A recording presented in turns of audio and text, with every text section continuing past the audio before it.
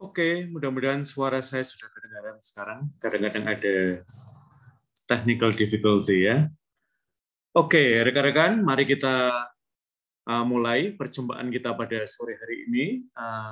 Prinsipnya adalah bab 4 tidak sekedar pengumpulan data, melainkan bab 4 juga mencakup pemilahan data, display data, dan tentu pengambilan kesimpulan, dan itu yang kalian perlu lakukan. Dan saya mendorong kalian untuk mulai bergerak dari pengambilan data, pengumpulan data, ke pemilahan, display data, dan tentu pengambilan kesimpulan.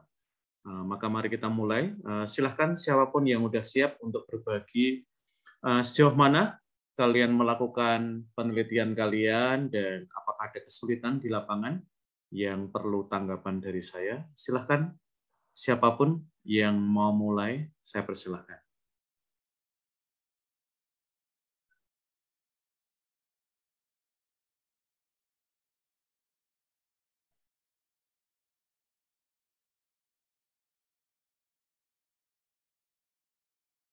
Silahkan, siapa yang mau mulai?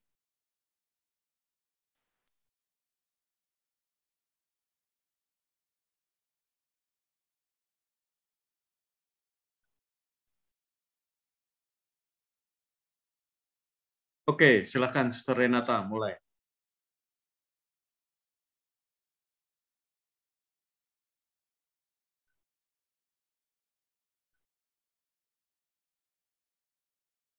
Silahkan, Sister.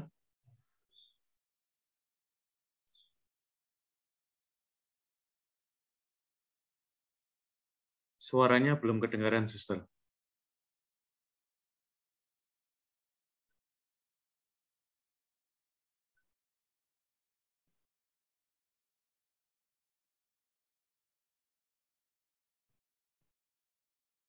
Oke, kita ganti dulu ke Yuliana Serena Lini.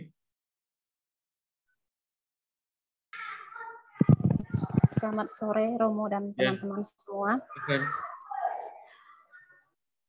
Sampai saat ini, dari kemarin kan saya sudah berusaha untuk melakukan wawancara, gitu, Romo.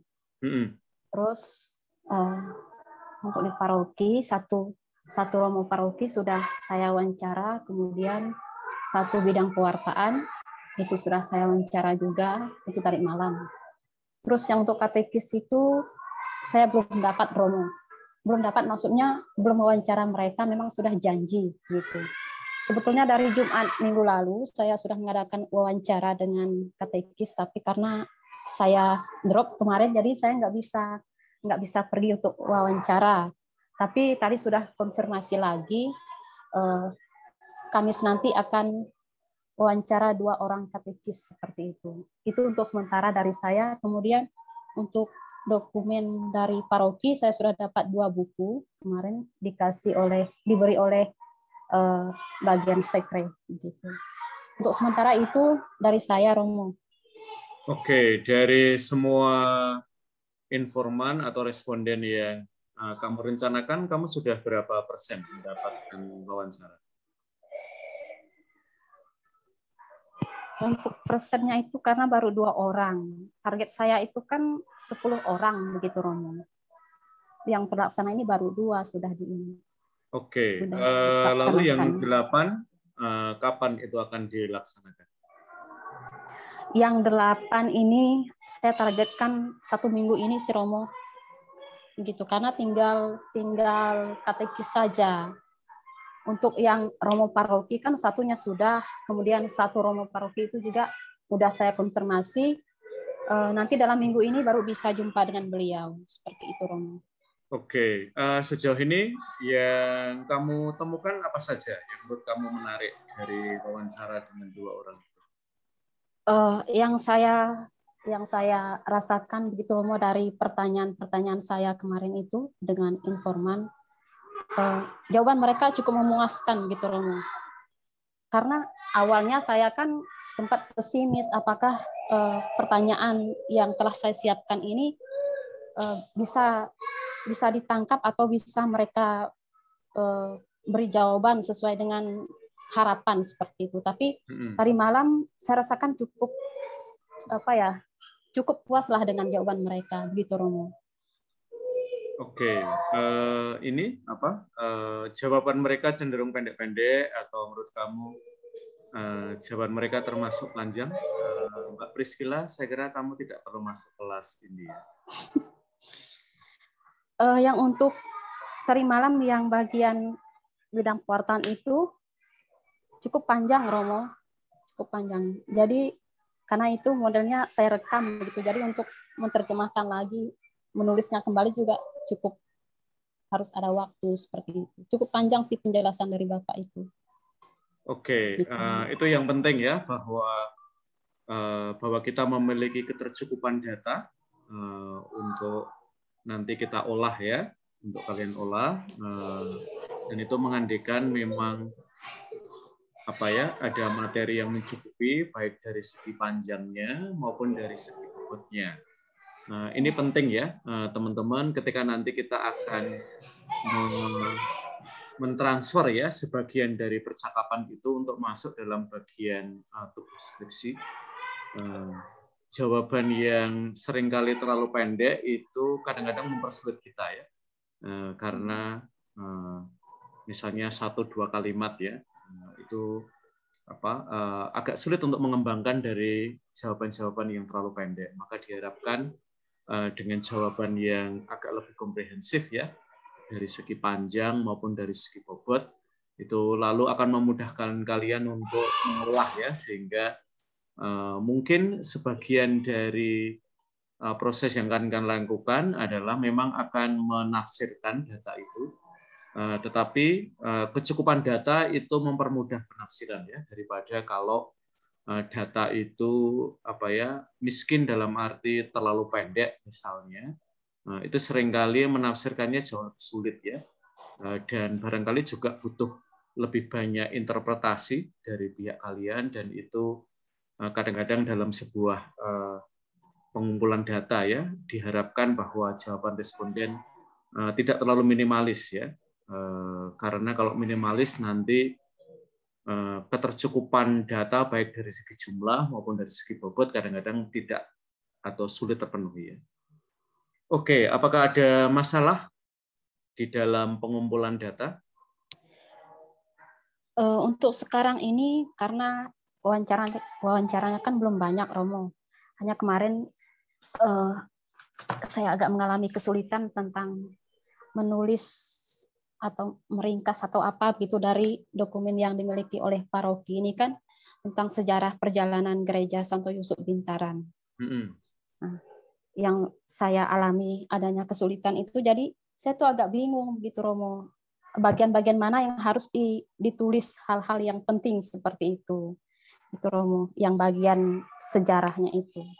Tapi sejauh ini saya sudah mencoba untuk menulis meringkas seperti itu, ambil poin-poinnya saja, baru dapat 1,5 halaman tentang sejarah itu. Begitu Romo. Oke, jadi sejarah paroki tidak betapapun ini ya, betapapun berharga informasinya, tetapi kita melihat sejarah paroki dengan perspektif tertentu ya, yaitu terkait dengan tema skripsi kita atau judul skripsi kita ya. Jadi dari kacamata itulah kita melihat sejarah paroki. Maka tidak selalu ya informasi-informasi siapa saja romo yang pernah ada di situ itu relevan untuk data kalian. Jadi yang terutama kamu perlu cari adalah yang terkait dengan judul atau tema skripsi saya, materi-materi mana yang relevan untuk disebut. Nah ini seringkali ini agak salah kaprah ya dalam banyak skripsi, seolah-olah sejarah paroki itu lalu tinggal kita copy paste di situ. Tidak seperti itu ya caranya membaca sejarah paroki, tetapi dalam bingkai apakah misalnya ya soal katekese orang tua pada anak ya, atau nanti juga formatio orang muda. Dari perspektif itulah kita membaca sejarah paroki. Maka mungkin dalam arti tentu nanti kalian harus betul-betul mencangkul ya buku yang ada di paroki, karena buku itu mungkin tidak didesain untuk banyak bicara seperti tema yang saya angkat. Dan itulah pentingnya lalu wawancara dengan informan, karena itu akan memperkaya sejarah paroki, terutama yang sejarah yang lebih kekinian. Ya. Maka nanti silahkan memilah, terutama banyak informasi yang ada di paroki. Ya. Jadi sejarahnya itu nanti misalnya data tertentu tidak sejarah paroki secara keseluruhan, data paroki secara keseluruhan, tetapi yang paling dekat dengan tujuan skripsi kamu, data yang mana. Ya, misalnya kalau kamu soal katekes, ya, berarti data paroki terkait dengan katekes, ya, dari tahun ke tahun, ya, fokus ke tema itu, ya, dan tidak ke tema-tema yang lain, ya. Maka dalam arti itu, misalnya jumlah panggilan romo di situ, itu tidak terlalu penting, karena yang kita pentingkan misalnya soal katekes, ya, atau terkait dengan pewartaan dan seterusnya, ya. Itu cara yang kita sebut kalau dalam dunia akademik sebagai selective reading. Jadi nanti setelah data-data itu terkumpul, yang kita lakukan adalah pembacaan yang selektif. Pembacaan selektif itu kita tidak semua membaca sejarah yang ada secara setara, melainkan materi-materi yang terkait dengan judul skripsi saya itulah yang harus menjadi perhatian besar saya ketika saya menyeleksi materi-materi itu.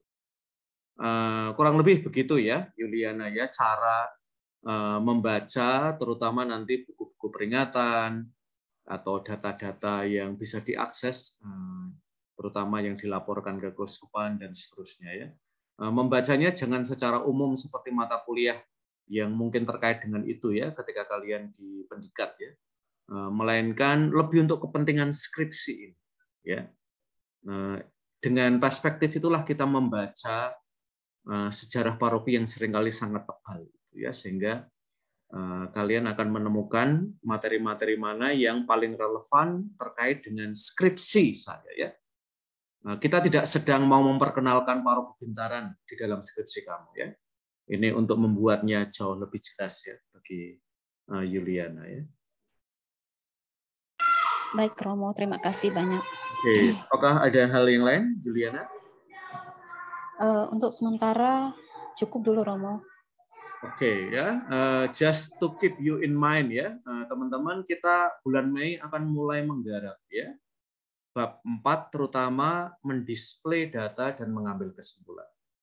Maka kita harapkan bahwa ketika kita kumpul bersama untuk menggarap itu, kalian sudah selesai dengan bagian pertama dan bagian kedua dari bab 4, yaitu pengumpulan data dan pemilahan data. Karena display data dan penarikan kesimpulan ini akan butuh waktu yang panjang dalam penulisan. Maka bulan Mei saya akan mendedikasikan waktu untuk ketemu kalian 2 kali dalam seminggu, lebih untuk kepentingan itu, ya. Karena kita seringkali masih agak lemah dalam hal penulisan, apalagi ini membaca hasil riset, ya. Untuk sementara waktu yang saya sediakan adalah hari Rabu dan hari Kamis. Hari Rabu itu kemungkinan kalian perlu ketemu di rumah saya pada jam 8 pagi. Saya akan memberikan briefing kepada kalian kurang lebih selama 2 jam, jam 8 sampai jam 10, lalu jam 8 sampai 10 kalian bekerja bareng-bareng, ya, di rumah saya secara lebih mandiri atau secara kelompok. Lalu nanti setelah saya selesai kuliah, saya akan melihat lagi, ya, dinamika yang bisa kalian lakukan pada hari Rabu, ya. Jadi siapkan waktu kira-kira jam 8 sampai jam 1 siang. Lalu hari Kamis itu juga sama. Jadi kalian datang ke Pasuruan jam 8 sampai jam 1 siang juga. Kira-kira kita mengalokasikan waktu sepanjang itu, ya, agar proses penulisannya lebih lancar, kalian bisa tanya banyak hal, ya. Dan itu akan kita lakukan sepanjang bulan Mei dengan harapan pada bulan Mei selesai ya. Oke, jadi silahkan kalian mengagendakan jadwal kalian pada bulan Mei ya. Tentu nanti Lebaran harus kita lihat situasinya ya. Oke, terima kasih Yuliana. Apakah Suster Renata, soundnya sudah tidak bermasalah sekarang?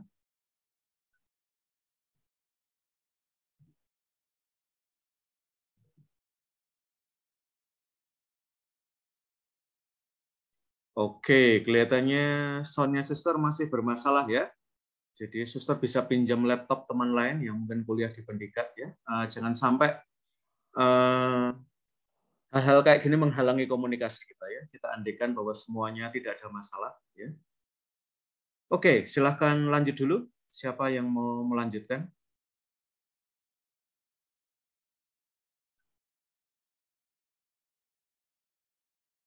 Oke, Punia, silahkan lanjut.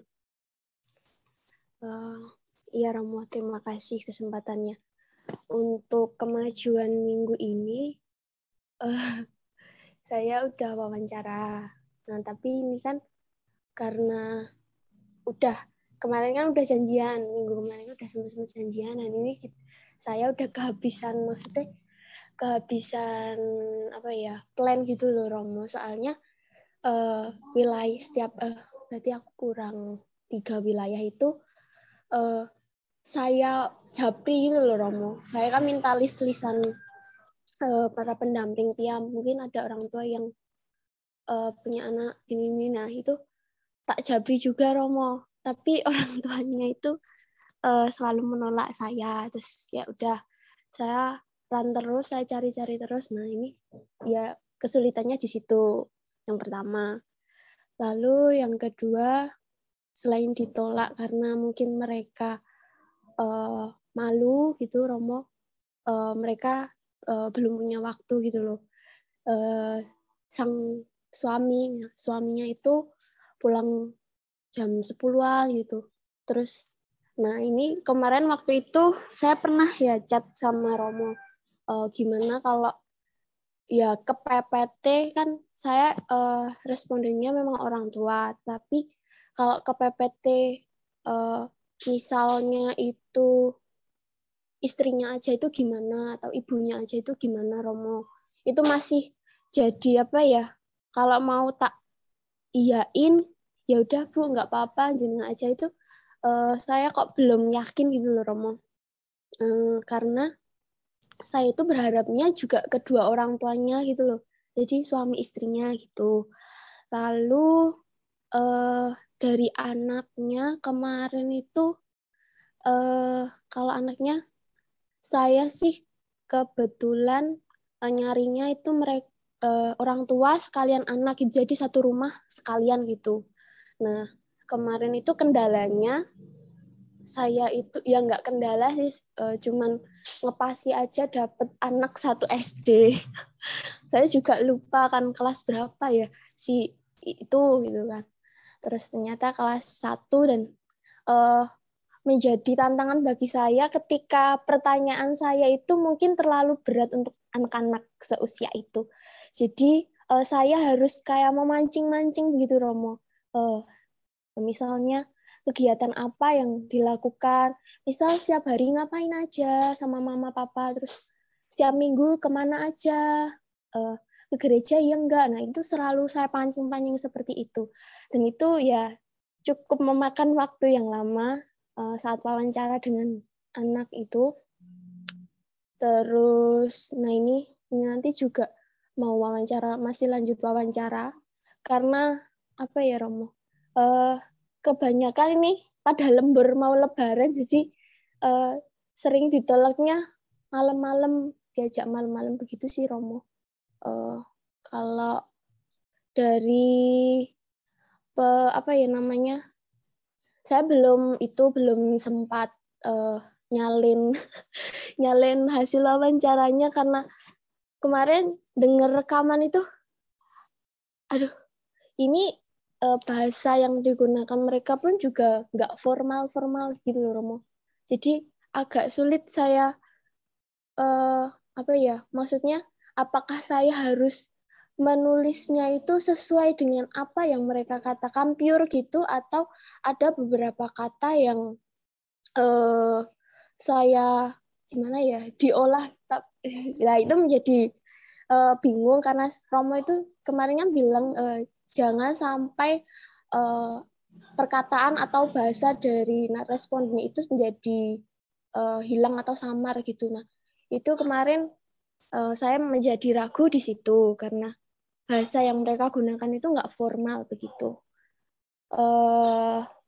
Lalu untuk saya mau tanya tentang yang sejarah itu Romo. Kebetulan saya itu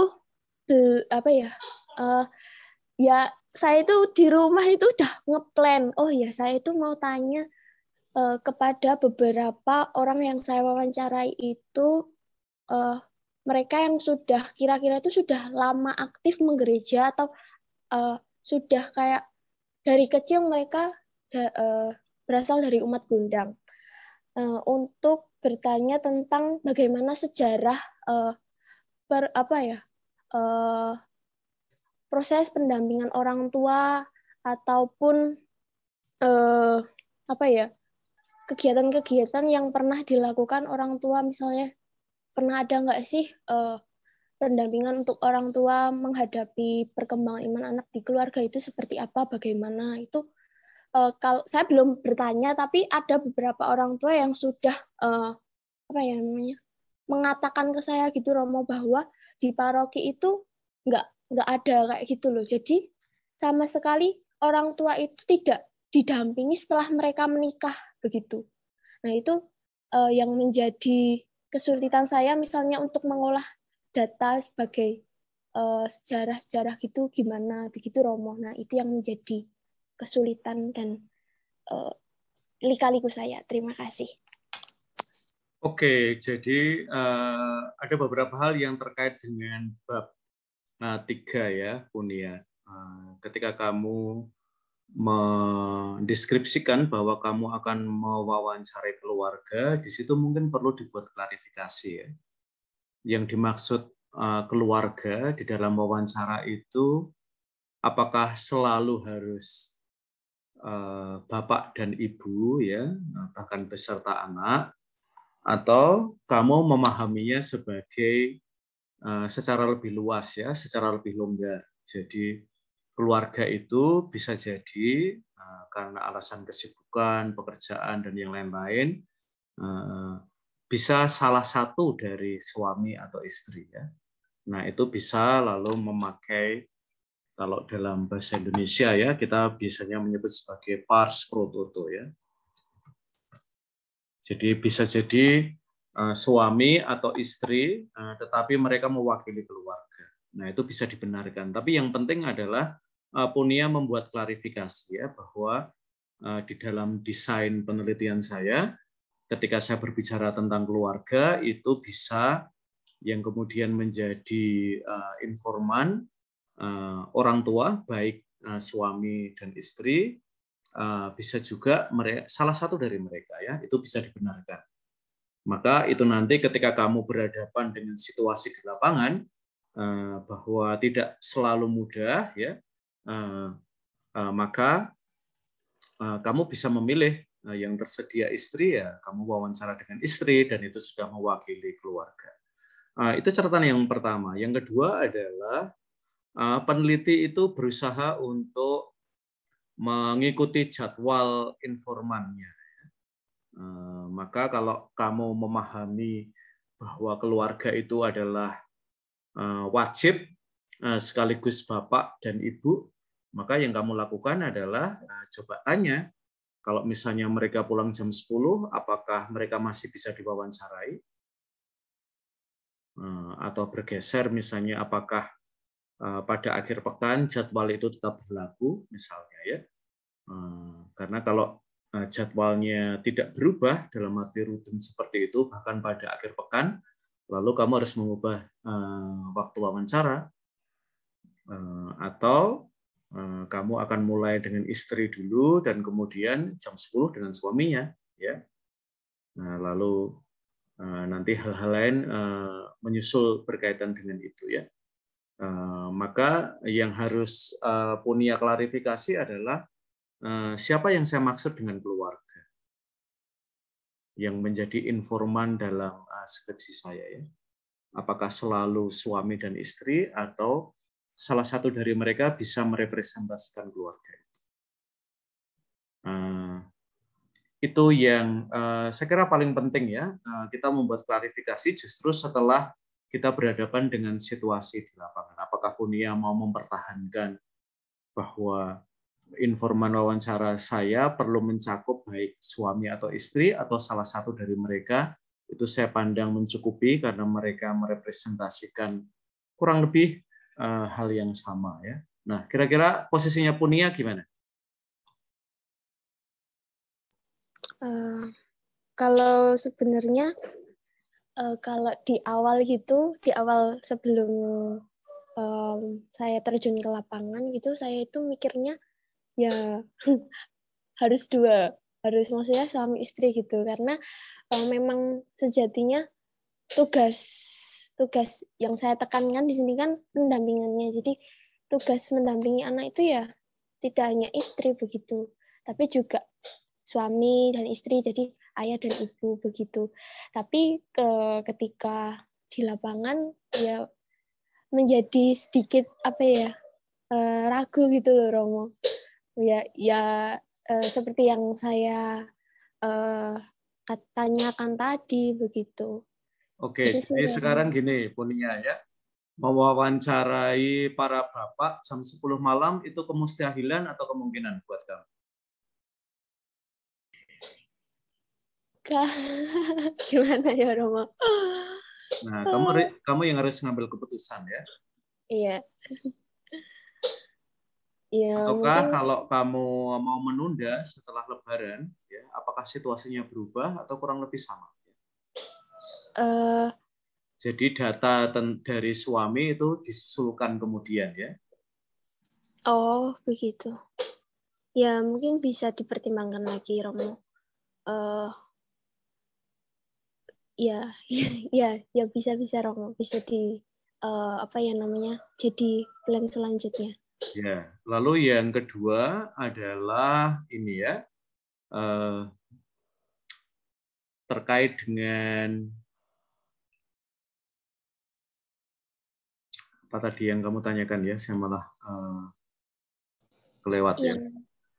Oh, yang terkait dengan data ya, apakah pendampingan terutama untuk orang tua itu berjalan di paroki ya. Nah, kita berhadapan dengan gap pengetahuan ya. Nah, ini kita juga jangan cepat-cepat mengambil kesimpulan ya. Gap pengetahuan yang saya maksud adalah tidak selalu kalau umat tidak melihat ada program, itu berarti tidak ada program ya. Karena bisa jadi karena posisi umat ya sebagai tidak dalam kepengurusan ya, mungkin infonya juga agak lebih terbatas, atau selama ini program itu juga belum disosialisasikan secara massal ya, sehingga mungkin tidak semua umat mendapatkan informasi tentang itu.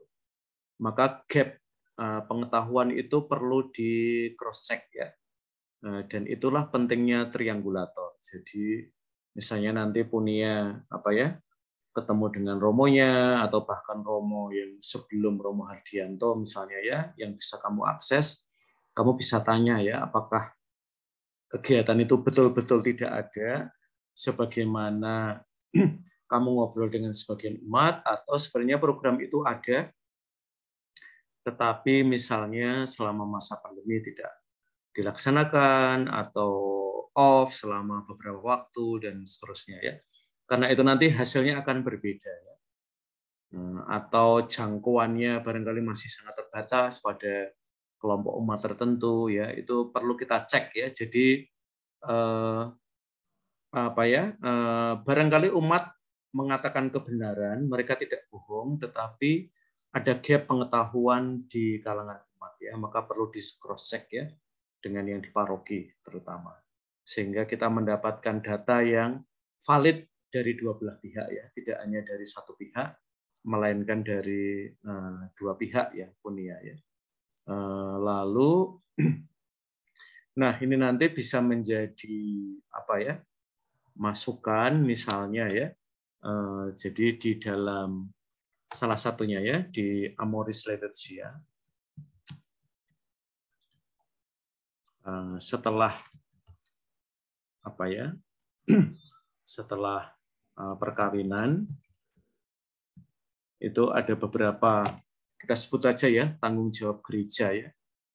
Ketika mereka mulai memiliki anak ya, apalagi ketika anak-anak itu butuh formasio dan seterusnya, gereja punya tanggung jawab di situ ya.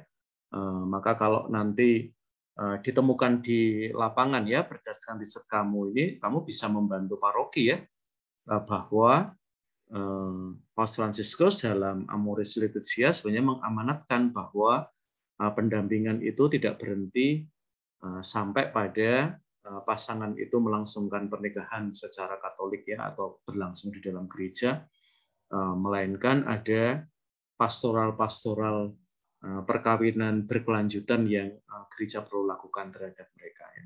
Nah, itu bisa menjadi pengetahuan baru, apalagi kalau nanti skripsi kamu mau kamu berikan kepada paroki ya. Di situ ada beberapa materi terkait dengan pembinaan iman orang tua, peran orang tua dan seterusnya. Itu catatan saya, Pun ya. Iya, Romo. Terus tadi Romo satu lagi. Oke. Yang tentang apa namanya itu, data dari para informan yang mungkin bahasanya gimana ya, kurang formal atau nggak formal gitu. Ya. Yang penting nanti gini ya, Punia ya, di bab 4 terutama ketika kamu mulai mendisplay data atau keterangan ketika kamu di bab 3 ketika bicara tentang mendisplay data, kamu perlu memberikan catatan.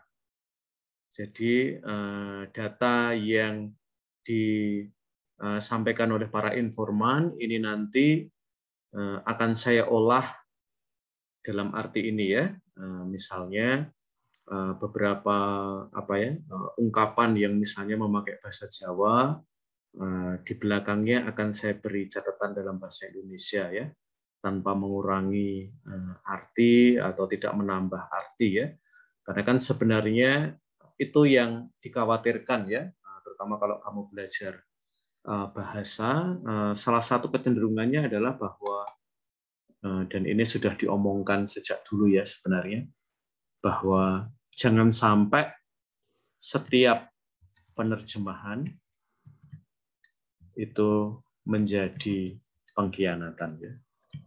Sebenarnya itu yang mau dirawat ketika kita apa ya, berusaha untuk mempertahankan keaslian atau orisinalitas wawancara ya, agar peneliti tidak mengeksploitasi ya, baik secara langsung maupun tidak langsung ya. Jadi arti kata tertentu, pemaknaannya bisa berubah karena intervensi dari periset.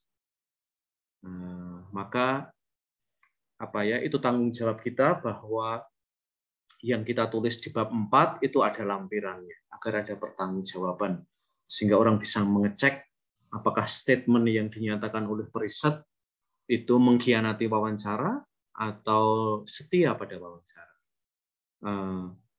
Jadi misalnya ya, penerjemahan itu tetap punya tempat. Lalu kalau ada misalnya kamu membuat klarifikasi bahwa bahasa percakapan sehari-hari akan kamu ubah dalam bahasa yang lebih formal demi keterbacaan pada audiens yang lebih luas ya. Nah itu bisa. Lalu yang bisa kamu lakukan adalah jangan buru-buru hasil wawancara, terutama yang rekaman itu kamu hapus ya. Karena mungkin itu akan diminta dan kamu mesti punya di dalam laptop kamu ketika ujian. Jadi itu kita sebut sebagai keamanan berlapis ya terhadap data, sehingga kamu nggak bisa mengatakan datanya sudah saya hapus karena sudah selesai gitu ya. Padahal itu belum diverifikasi oleh komunitas akademik.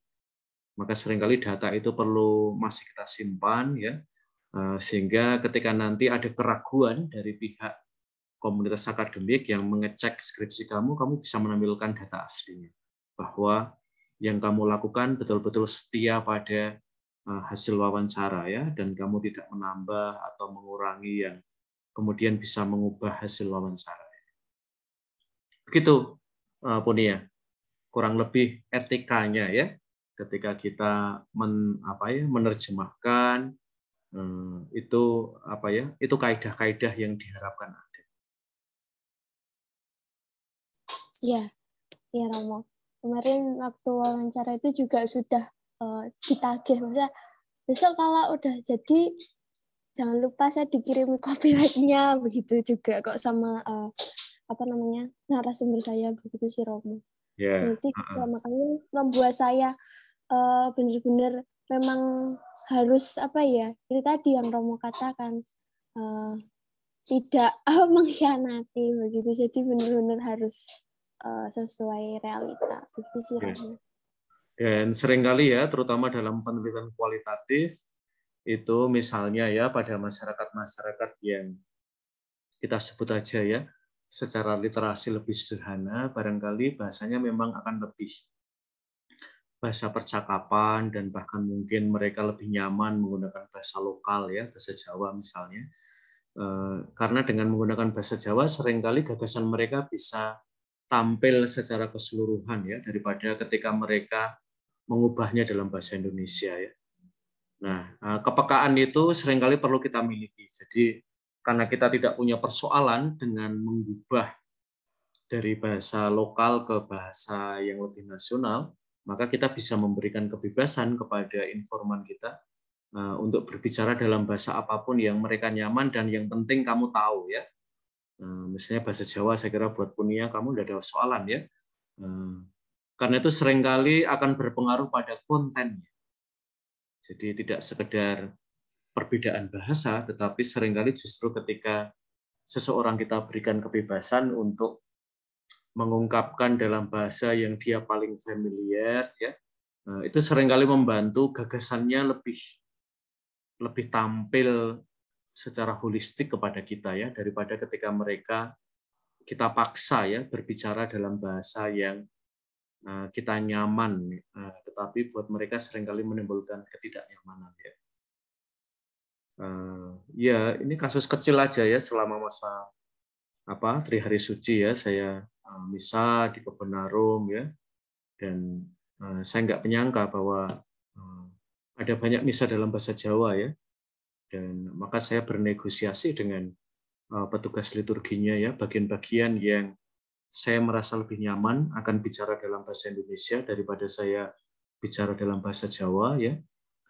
Dan ada bagian-bagian yang saya tetap bisa bahasa Jawa, maka saya lebih nyaman ya menggunakan bahasa campuran ya.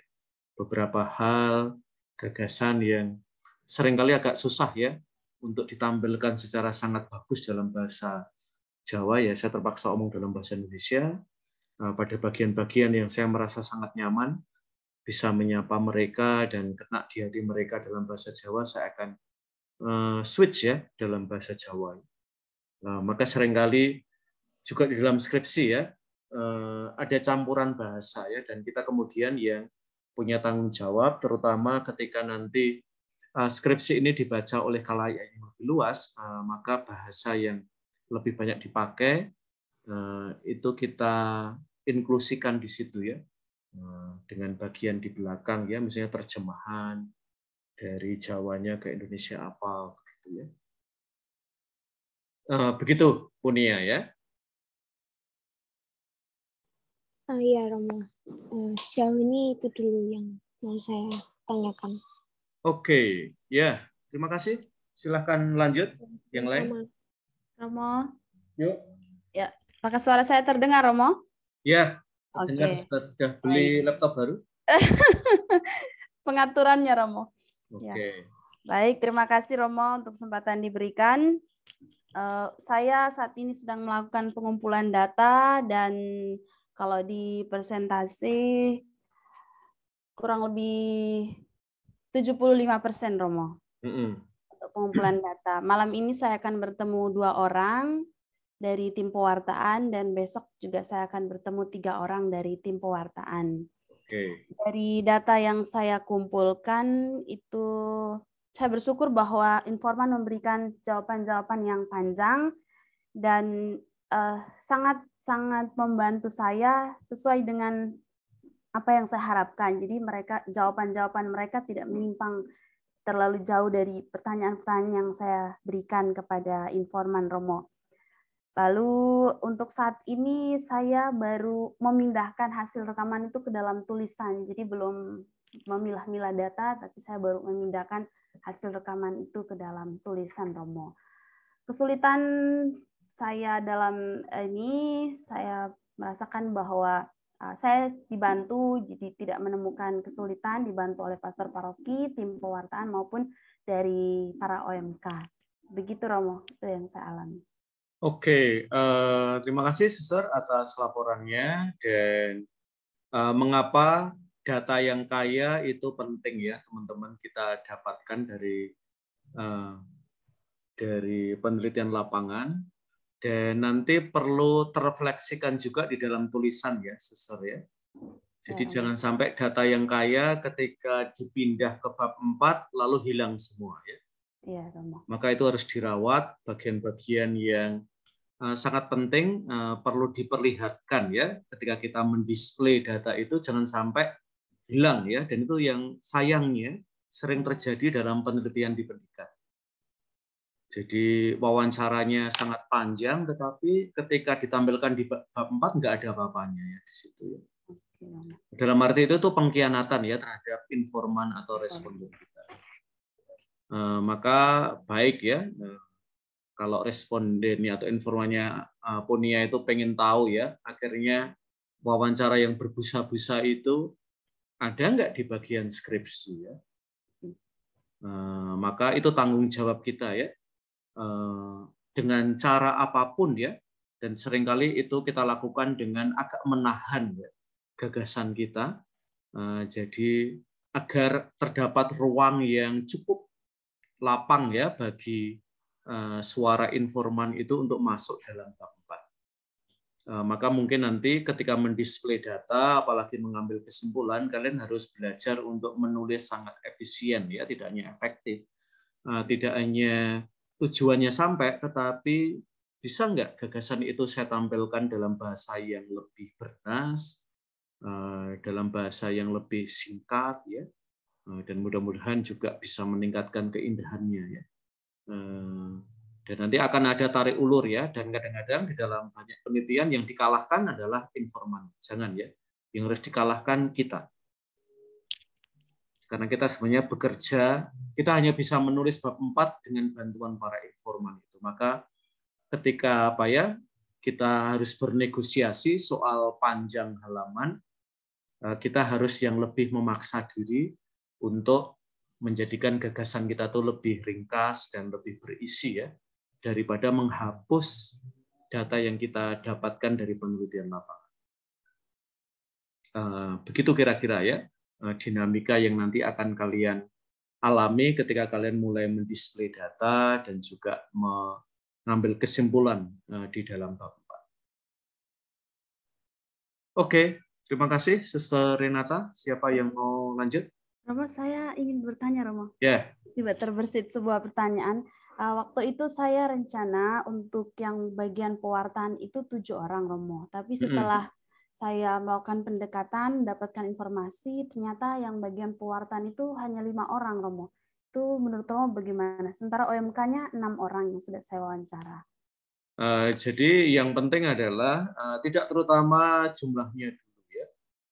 Kalau memang pewartaan itu adanya 5 orang, ya 5 orang itu sudah 100% ya.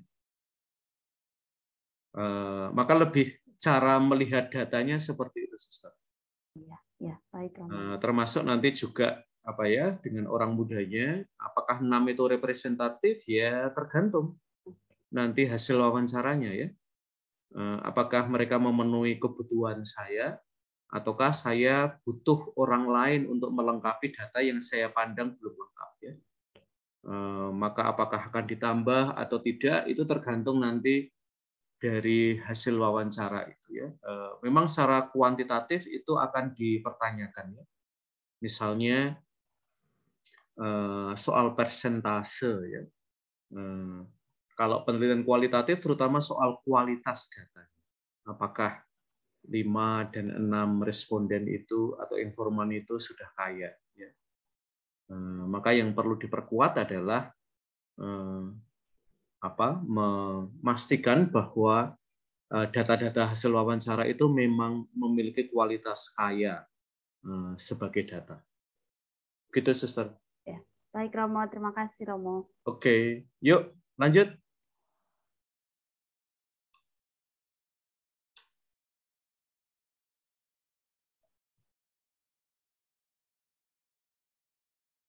Siapa yang mau lanjut?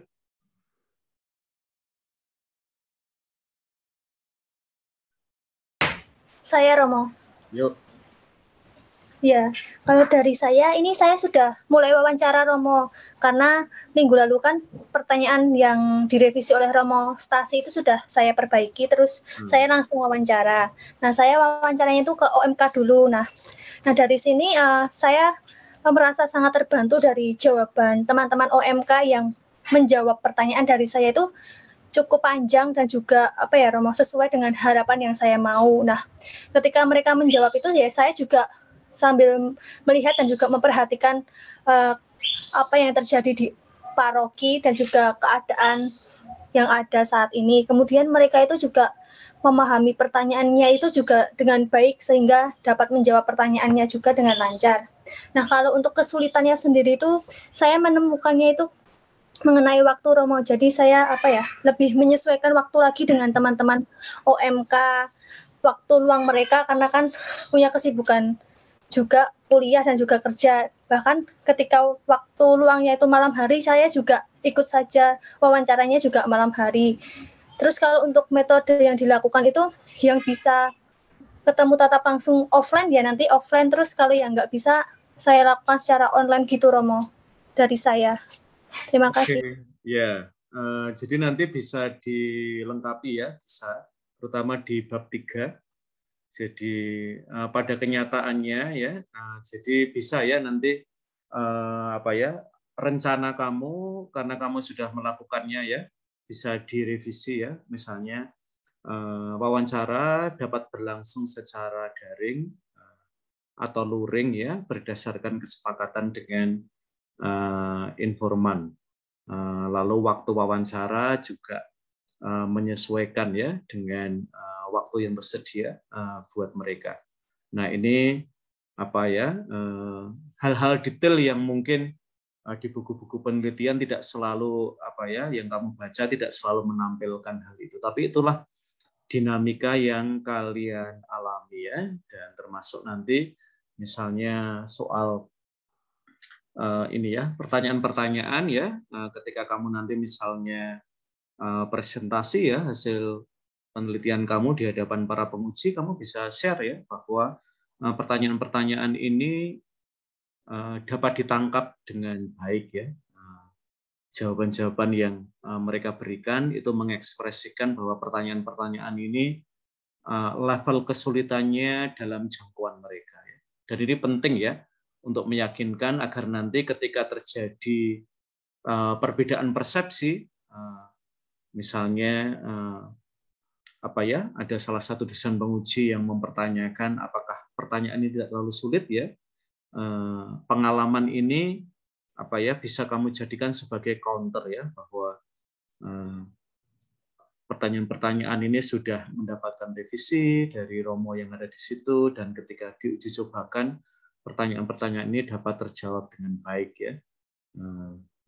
Dan ini untuk memberikan keyakinan juga ya bahwa pertanyaan-pertanyaan kamu ini dalam jangkauan literasi mereka ya. Jadi betul-betul sudah teruji di lapangan ya, bukan pertanyaan yang dari kursi akademik dan kemudian kita paksakan untuk kita ajukan ya kepada umat di paroki ya.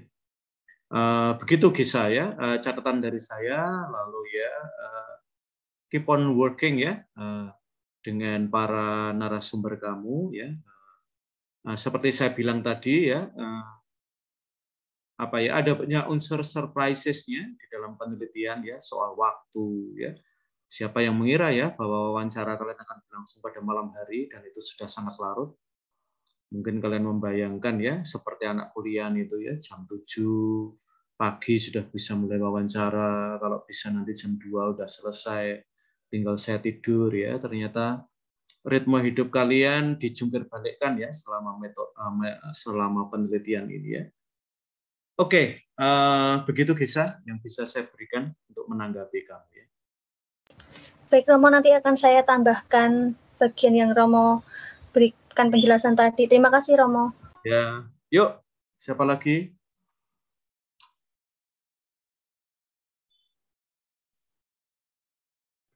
Saya Romo. Yuk, silakan. Halo. Romo, semoga suaranya lancar ya, ini sedang terkendala dengan sinyal. Mohon maaf saya off cam. Yeah. Romo, saya ingin mengupdate tentang tulisan saya. Proses wawancara yang saya lakukan itu sudah hampir selesai dan hanya tinggal beberapa saja. Tapi juga saya lalu berpikir begini, seperti yang Romo katakan yang lalu juga, ketika halo, apakah masih terdengar? Ya, masih terdengar. Masih, Romo, masih sistem.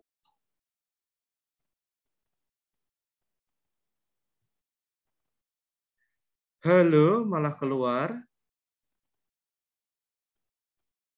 Oke, kita tunggu 1 menit ya, teman-teman. Mudah-mudahan Suster Dani tidak terlempar selamanya.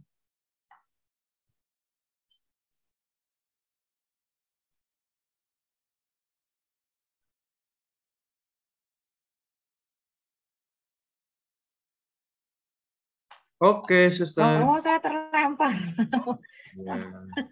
Ya. Mungkin kurang berbobot, Suster.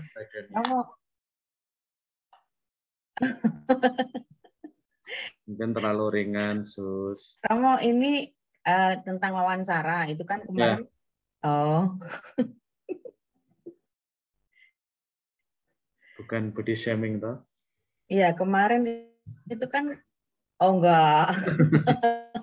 Cuman ngecek. Yuk, Suster, silakan. Ya, Romo.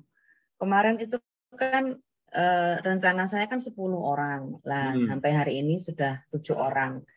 Dan sebenarnya representatif banget yang 7 itu. Maka sesuai dengan yang pernah juga dibicarakan bahwa kadang-kadang kalau sudah cukup respondennya ya sudah begitu ya. Tetapi bahwa yang bersangkutan masih menyediakan diri dengan jadwal yang minggu depan, maka tadi saya juga mendengarkan penjelasan Romo bisa disusulkan. Yeah. Tapi bahwa yang 7 ini saya merasa sudah sangat membantu dan cukup untuk memvalidasi apa yang saya ingin tulis begitu. Nah, lalu yang saya lakukan sekarang ya hanya menulis dan menulis, artinya bahwa yang sudah ditemukan ya diolah, digarap karena beda dengan teman-teman yang lain.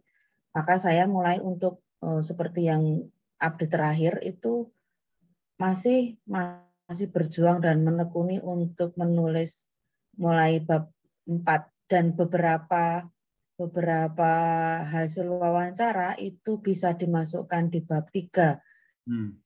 Yang kemarin itu Romo mengatakan bahwa itu gunanya untuk mendekatkan antara dokumen dan realita. Nah, setelah saya lihat dan saya tulis itu ya pokoknya yang apa yang saya pikirkan saya tulis begitu ya. Nanti perkara nanti mau disunting, mau diedit seperti apa nanti belakangan. Tetapi saya membiarkan isi kepala saya dulu untuk tertuang dulu, maka mungkin nanti akan terjadi pemangkasan di sana sini, ada trimming sana sini. Tapi saya biarkannya berjalan, lalu yang belum saya olah itu adalah nanti yang bab 5 saya ya, bab 5 saya, itu bukan bab 5-nya teman-teman, tapi bab 5-nya saya. Nah itu nanti mungkin awal Mei baru bisa, dan saya sendiri mentargetkan untuk yang sampai bab 4 itu selesai akhir April ini. Itu yang saya alami, Romo. Terima kasih. Oke, terima kasih Suster. Jadi ketercukupan data yang kita miliki sejauh ini, lalu 3 orang ini mau kita buang atau tidak ya? Kadang-kadang data yang kaya itu bisa lebih kaya lagi karena apa ya? Sesuatu yang disampaikan oleh 3 orang itu yang belum kita wawancara, maka sejauh waktu masih memungkinkan tidak apa-apa ya, Suster ya. Kita tetap dengan 3 orang itu dan mudah-mudahan ada materi yang apa ya bisa lebih memperkaya tulisan kita. Dan itu terutama kemewahan ya teman-teman, kalau kita punya waktu penelitian yang tidak tergesa-gesa ya, apalagi dikejar-kejar ujian, itu adalah atau dikejar laporan ya kalau di kampus itu levelnya para dosen ya, karena dananya harus sudah dibelanjakan, laporannya sudah harus diberikan dan seterusnya. Maka itu alasan ya saya lebih sering memilih penelitian yang independen karena dari segi waktu lebih fleksibel, dan seringkali kalau saya merasa perlu untuk apa ya lebih lama dengan informan itu menjadi tidak ada halangan ya dari pihak saya atau dari pihak lain ya. Paling bahwa misalnya mungkin tanggal publikasi untuk tulisan saya ya, terutama buku mungkin agak terlambat sebulan 2 bulan ya. Tapi buat saya itu sesuatu yang normal dan saya bisa apa ya memahami ya demi apa ya tulisan yang lebih kaya ya. Misalnya ketika menulis tentang Gunung Kemukus itu ya saya merasa kalau saya bisa lebih banyak dapat informan, barangkali tulisan saya menjadi jauh lebih kaya tentang itu ya. Dan saya selalu mencoba untuk mengupdate ya beberapa tulisan tentang Gunung Kemukus ya, dan saya merasa ya tulisan saya terpandang baik ya. Dari segi data informan itu tidak banyak yang bisa melakukan sebanyak saya. Dan juga beberapa tayangan populer ya. Saya waktu itu pernah memberikan buku saya pada sebuah stasiun TV ya nasional karena mereka mengangkat kisah tentang tempat itu, dan saya bilang mungkin kamu perlu baca buku saya sih agar kamu datanya tidak itu saja ya. Karena sudah menjadi klise ya teman-teman ya, bahkan di kampus-kampus besar seperti UNS yang hampir setiap tahun itu ada mahasiswa-mahasiswi yang menggarap tempat itu. Kalau di Jogja kadang-kadang teman-teman mahasiswa dari UIN ya, kadang-kadang persoalannya sangat simpel, yaitu datanya miskin ya, tidak bisa mengakses orang-orang yang sebenarnya mereka bisa mendapatkan data sangat kaya ya, tetapi entah metopennya yang tidak terlalu baik atau waktu penelitiannya yang terlalu singkat, dikejar deadline ya, atau mungkin kerangka teoritisnya terlalu membatasi, dan itu membuat banyak penelitian ya pada level manapun S1, S2, S3 saya baca-baca ya tidak sebaik yang bisa saya lakukan ya. Ini bukan kesombongan, tetapi kedalaman itu apa ya? Ya tidak selalu ada ya, bahkan dalam karya-karya akademik yang mestinya kita bisa saling memperkaya satu sama lain ya. Dan itu karunia kalau kita memiliki waktu yang cukup ya, apalagi tidak dikejar deadline tertentu ya, kita memiliki kecukupan biaya dan seterusnya ya. Itu Sister Sebastiana ya. Mungkin catatan kecil aja ya buat kalian ya. Ada satu teman kalian yang akan segera ujian pada bulan Mei ya. Tidak usah terteror dengan itu ya. Kalian berada pada track yang baik. Ya. Jadi tidak usah merasa kok saya belum ujian, dia udah ujian ya, dan seterusnya ya. Kita akan ujian pada waktu yang paling baik ya. Jadi tidak usah apa ya merasa minder dan macam-macam, mulai merasa panik ya. Dengan itu kita akan ujian, kita akan menyerahkan pada waktu yang paling baik ya, seturut dengan kemampuan kalian. Dan on time ya, kita tidak berencana ujian terlambat daripada waktu yang sudah disediakan oleh universitas. Saya kira itu baik kita pegang ya. Jadi kalian tidak usah merasa terburu-buru karena ada yang mau ujian misalnya setelah Lebaran ya. You don't need to ya. Kita punya ritme sendiri-sendiri dan saya mencoba menghargai ya perjalanan kalian ya, yang kadang-kadang tersendat, kadang-kadang bisa lari sangat cepat ya. Kalian masih dalam track waktu yang kita rencanakan pada awal pertemuan ya. Jadi tidak usah panik dengan itu. Lalu nanti silahkan ya, Sister bab 5 pada prinsipnya begini ya, apa yang kalian buat di bab 4 untuk kasus Sister Dani ya, itu akan membuka jalan untuk bab 5. Maka dalam arti tentu nanti kalau bab 4 sudah selesai, bab 5 terbuka. Karena selalu akhir bab 4 itu membuka secara otomatis bab 5 ya, karena dia membangun jembatan untuk bab selanjutnya ya. Dan nanti sama buat teman-teman yang mengerjakan bab 4 itu menjadi jembatan buat kalian untuk masuk pada bab terakhir dari skripsi kalian. Oke, begitu Suster Dani tanggapan saya. Ya Romo, terima kasih. Maka saya tadi mengatakan yang 3 mungkin bisa menyusul dalam perjalanan dan bisa melengkapi. Oke. Terima kasih Romo. Ya, silahkan. Siapa yang belum segera ya, teman-teman. Kalau tidak segera respon, saya end ya ruang Zoom ini ya. Saya Romo. Yuk, silahkan. Terima kasih Romo. Saya ingin menyampaikan perkembangan yang saya alami dan sudah mencakup seluruhnya Romo. Saya sudah mewawancarai OMK kurang rencananya 15 OMK kan Romo. Tapi yang 5 orang ini yang 3 tidak merespon dan yang 2 ini katanya merasa malu Romo. Oke ya. Mungkin yang malu perlu diberi kesempatan ya. Bahwa ini sesuatu yang normal ya. Dan yang penting dari pihak TESA ini ya, kamu punya kesabaran ya untuk mempersuasi ya para responden yang ragu ya. Mungkin ini juga pengalaman pertama mereka ya. Lalu memastikan bahwa mereka dan gagasannya itu punya tempat ya di dalam skripsi kamu. Dari pihak kamu tidak mengajukan syarat yang tinggi sekali untuk setiap istilahnya bujuk mereka begitu Romo. Siapa tahu mereka mau bersedia untuk saya wawancarai. Dan kalau lalu yang tidak merespon itu gimana? TESA mau mencoret mereka, mengganti yang baru?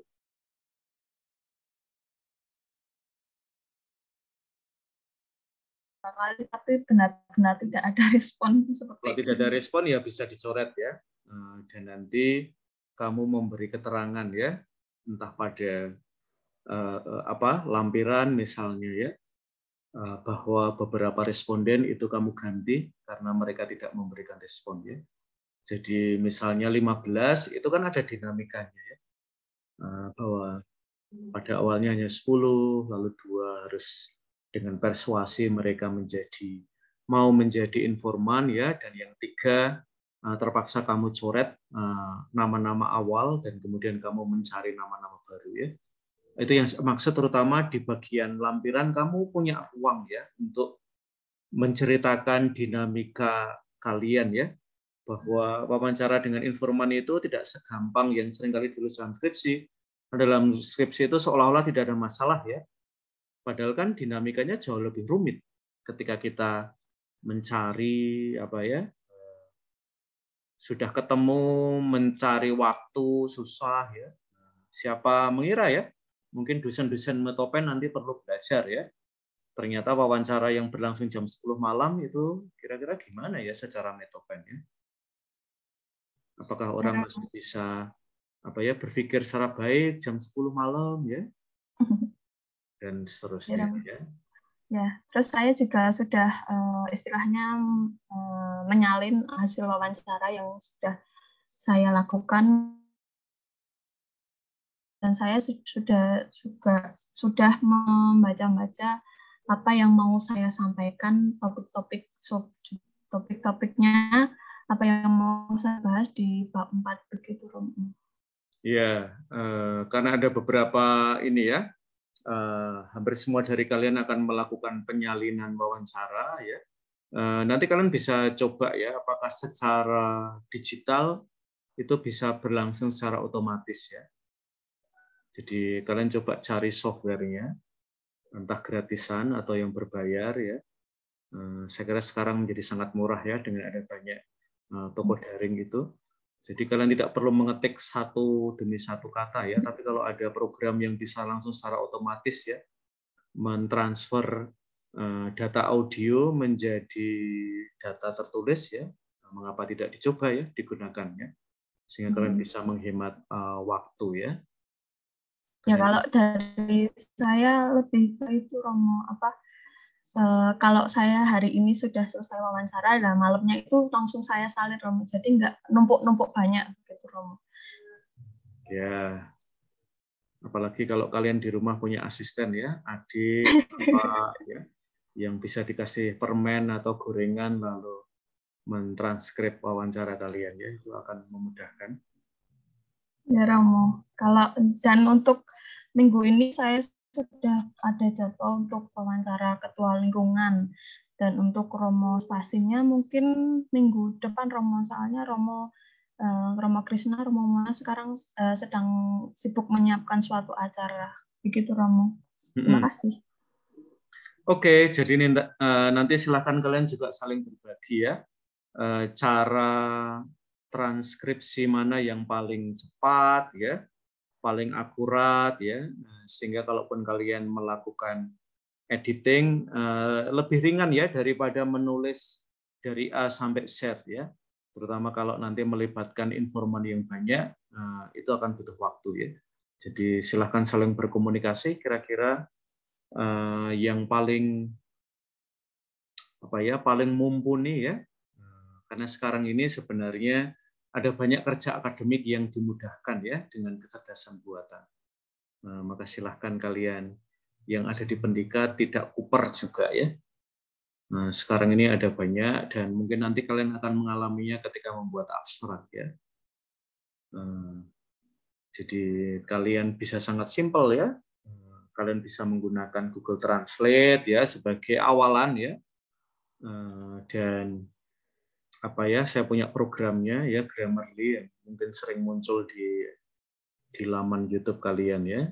Saya punya yang resmi, jadi terjemahan yang dari Google Translate itu bisa dengan mudah diperbaiki ya dalam waktu yang pendek, paling lama mungkin 5 menitan ya. Dan kalau ada dosen yang masih mempertanyakan terjemahan kamu, mungkin harus ketemu saya ya dosennya. Oke, terima kasih Tessa atas laporannya. Saya kira lancar ya Tessa ya. Oke, kita masih punya Roslinda dan juga Cory. Siapa yang mau duluan? Baik Romo, selamat sore Romo. Ya, selamat sore. Kapan itu kamu ke kapel ya? Saya mengejar kamu, tapi kelihatannya kamu sudah lari duluan ya dengan mantel. Oh iya Romo, itu hari kapan itu hari ini? Iya, saya lari-lari mengejar kalian ya, tapi kalian kelihatannya lebih cepat lari. Oh, di kapel kampus 1 ya Romo? Iya. Yuk, silakan Roslinda. Iya Romo, untuk sejauh ini saya sudah mewawancarai 7 orang Romo, itu pengurus dan anggotanya. Tapi memang kebanyakan anggotanya Romo. Yang pengurusnya itu baru 3 orang, itu sudah sama ketuanya, sekretaris, sama yang bagian kemasyarakatannya Romo. Lalu yang lainnya itu anggota. Terus saya belum menghubungi untuk triangulatornya itu, kebetulan rencananya kemarin saya mau menghubungi Romo Effendi, cuman sekarang beliau lagi di Kalimantan Barat.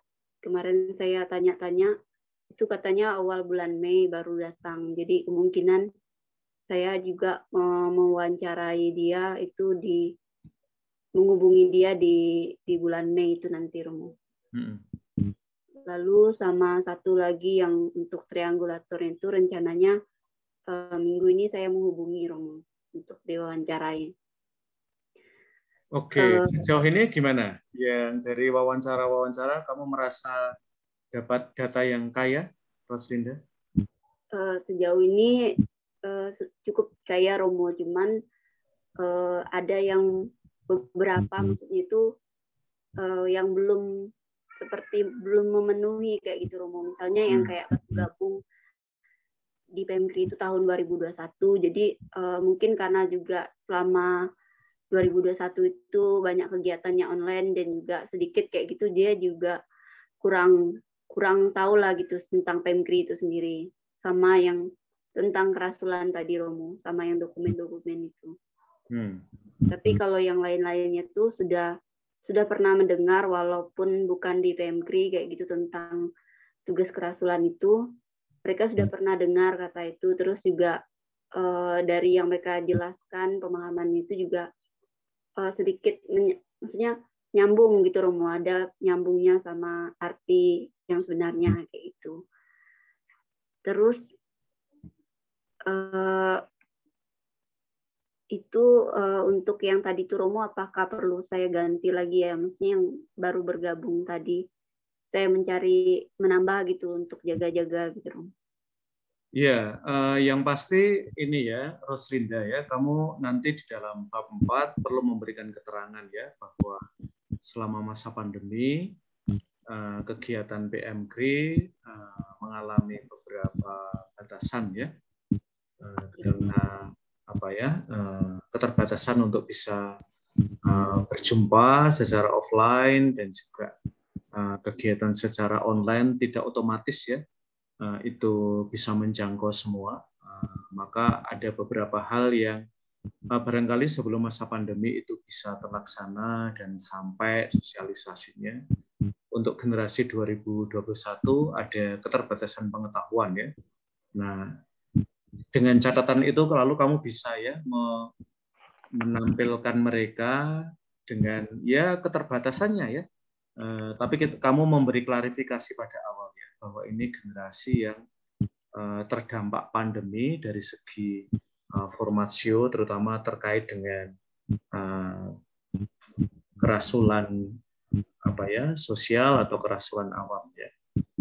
Jadi yang penting sebenarnya Roslinda memberikan keterangan itu ya, sehingga pembaca itu tidak salah tangkap bahwa ini mbaknya kayaknya nggak serius wawancara ya. Bukan karena itu, tetapi karena memang ini sudah pengetahuan yang bisa mereka berikan ya dalam keterbatasan terutama selama masa pandemi. Jadi hal-hal itu perlu diklarifikasi, Roslinda. Jadi tidak otomatis harus dibuang ya. Kalau kamu merasa perlu menambah, nanti silahkan lihat waktu ya. Apakah saya masih punya waktu ya untuk melakukan itu. Kalau saya masih punya waktu, tentu kamu lebih punya kebebasan ya. Tetapi misalnya kamu merasa ini kayaknya saya sudah kehabisan waktu untuk nambah ya udah kita terbatas dengan responden atau informan yang sudah kita punya, tidak apa-apa ya.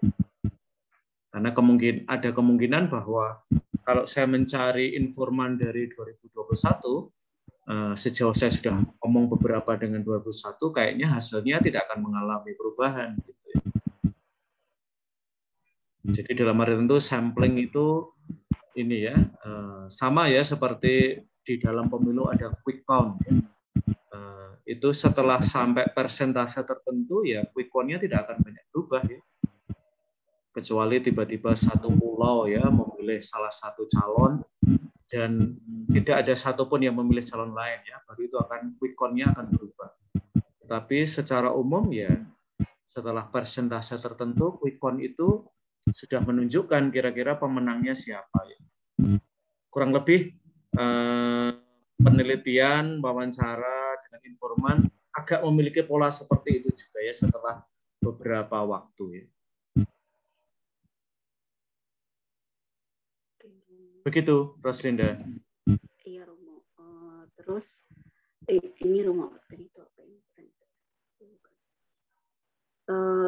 Itu kan Romo, maksudnya selama wawancara kemarin tuh saya tuh maksudnya menanyakan ke mereka itu enggak, maksudnya tidak memakai secara penuh kayak gitu bahasa yang di instrumen pertanyaan, tapi saya lebih memakai bahasa sehari-hari yang maksudnya biar mereka lebih mengerti kayak gitu, Romo.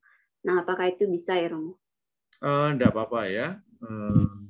Yang penting sebenarnya kan terutama instrumen kamu di bab 3 itu terutama dipertanggungjawabkan di komunitas akademik ya, Mas Linda ya.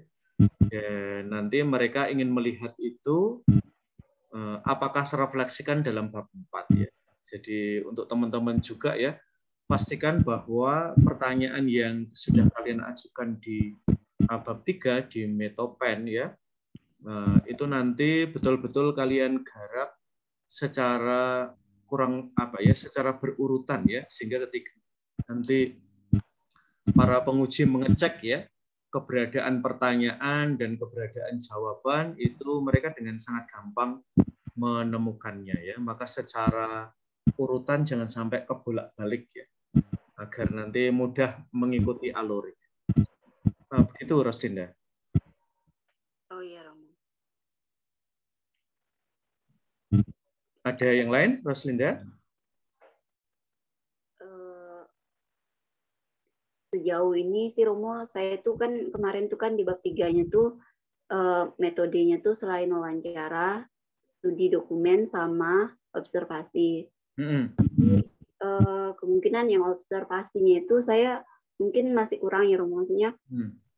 Saya pernah sih ikut lihat kayak mereka rapat kayak gitu, tapi itu baru sekali kayak gitu. Nah, untuk kegiatan-kegiatan lainnya kayak gitu tuh belum pernah gitu, Romo. Apakah maksudnya itu masih kurang atau saya masih perlu melakukan observasi lagi gitu, Romo? Ya, jadi ketercukupan observasi itu juga tergantung pada ketersediaan acara atau event ya mereka miliki ya, Roslinda ya. Jadi yang penting sebenarnya nanti kalau penguji bertanya kepada kamu sumbangan observasi dalam skripsi ini apa ya, misalnya ini ya, bahwa memang kerasulan politik atau kerasulan kerusuhan politik pada level mahasiswa itu menjadi tema di dalam pertemuan mereka misalnya ya.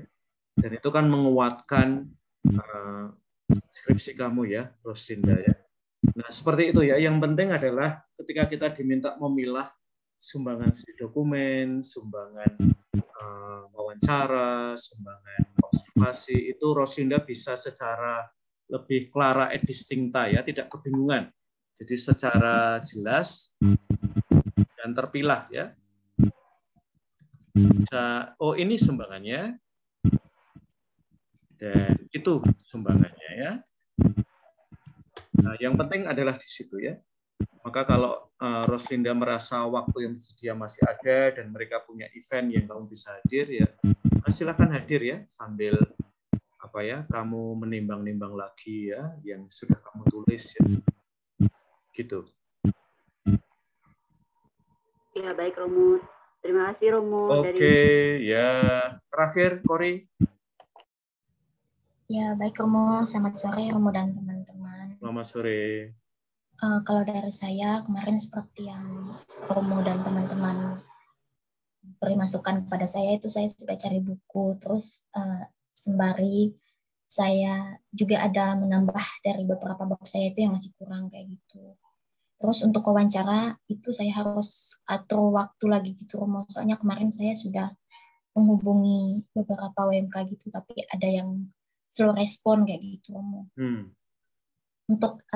Untuk jadwal wawancaranya itu ada yang slow respon kayak gitu. Kalau dari saya itu yang saya alami. Oke, ada pertanyaan dari Kori untuk saya atau untuk kelas ini? kalau pertanyaan untuk saat ini belum ada, Romo. Oke ya, jadi nanti kamu bisa memperkaya ya terutama dari sumber pustaka ya, karena ini akan menjadi kekuatannya Kori ya, sejauh mana Kori mengeksplorasi ya ruang yang mungkin di prodi kita belum banyak mendapatkan perhatian besar ya Kori ya. Memang kalian sering diminta buat video dan macam-macam, tapi kadang-kadang secara teoritis kita kurang dapat pemerkayaan ya di bidang teorinya ya. Dan kita masih bahkan pada level universitas ya, kita belum punya itu ya. Kita baru akan membuka program yang terkait bidang yang Kori sekarang ini sedang tekuni ya, dan tentu Kori tidak bisa menunggu program itu berdiri dulu baru kamu akan ujian skripsi ya, tetapi kamu akan mendahului itu. Jadi yang penting adalah Kori menunjukkan keseriusan ya dalam referensi, dalam kerangka teori ya, sehingga itu menunjukkan ya bahwa meskipun barangkali kuliah-kuliah itu di prodi kita ya belum menjadi kuliah-kuliah yang SKS-nya besar ya dan berdampak ya di dalam penulisan skripsi juga, Kori sudah memiliki keberanian untuk masuk ke situ ya. Jadi lalu yang terakhir soal rescheduling ya, ini biasa ya teman-teman ya. Jadi bahwa kita kadang-kadang harus reschedule dengan informan itu biasa. Yang penting kita agendakan ya, termasuk kemungkinan keterlambatan tanggal ya dalam penulisan skripsi kita. Oke, saya kira itu tanggapan saya untuk teman-teman. Apakah ada 1 atau 2 pertanyaan terakhir sebelum kita akhiri?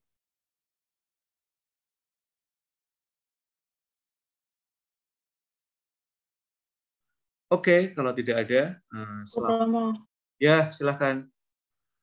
Cukup, Romo. Oh, cukup ya. Selamat menyiapkan Lebaran ya, dan mungkin sambil baca-baca skripsi kalian, siapa tahu mendapatkan inspirasi Lebaran ya. Siapa tahu setelah Lebaran tiba-tiba saya udah selesai, saya udah siap mau ujian ya. Alhamdulillah ya kalau itu yang terjadi. Lalu yang terakhir nanti kita bulan Mei akan lebih intensif ya teman-teman, maka silahkan mengagendakan terutama untuk hari Rabu dan Kamis ya. Kalau hari Jumat itu sayangnya saya agak takut akan ada banyak interupsi acara ya. Lalu hari Sabtu ternyata juga tidak seaman yang saya bayangkan seperti semester-semester sebelumnya. Maka saya akan mengambil waktu Rabu dan Kamis ya dengan kalian kira-kira selama 4-5 jam di pastoran ya. Mudah-mudahan tidak ada Romo yang keberatan, komplain pada saya seperti tahun lalu ya, yang komplain. Ngapain sih anak-anak dibawa ke rumah ya?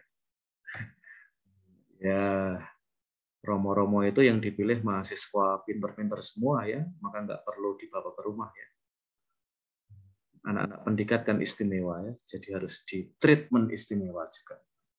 Oke, rekan-rekan, terima kasih atas perjumpaan kita pada sore hari ini. Mudah-mudahan menyemangati kalian dalam melanjutkan journey, terutama dengan bab 4. Jangan lupa bab 4 tidak sekedar mengumpulkan data, melainkan juga memilah, mendisplay, dan mengambil kesimpulan.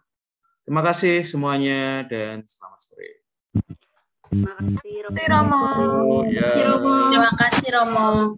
Terima kasih, Romo. Ya.